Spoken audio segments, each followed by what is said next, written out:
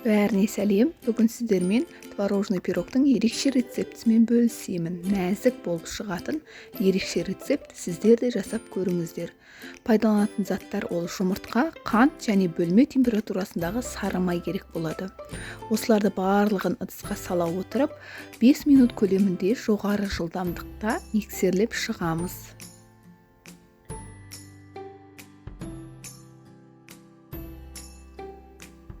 Ұнға разрыхитель мен ванилинді қосып араластырамыз.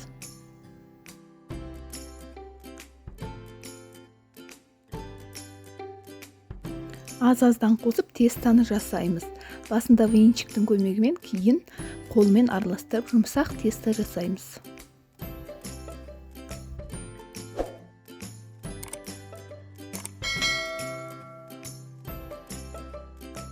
Дайын болған тестамызды бөлме температурасына қойып қоямыз. Начинкасын жасаған уақытта осы тестамыз бөлме температурасына тұрғаны дұрыс.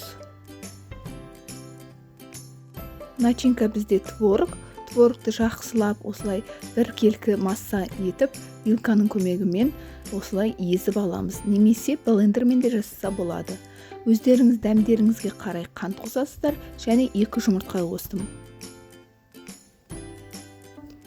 Және де манный крупаны 2 қасық қостым.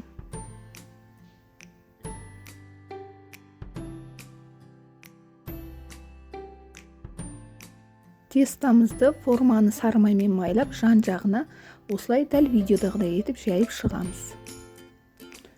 Начинканы жақсылап бір келік етіп салып аламыз. Одан кейін қызып тұрған пеште ең аз жылдамдыққа қойған дұрыс.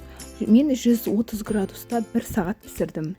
Ол қатты жылдамдыққа қоятын болсақ, ол қатты болып кетуі мүмкін. Жұмсақ нәзік теста болсын десеңіз, міндетті түрде 130-140 градуста 1 сағат көлемінде пісірген дұрыс.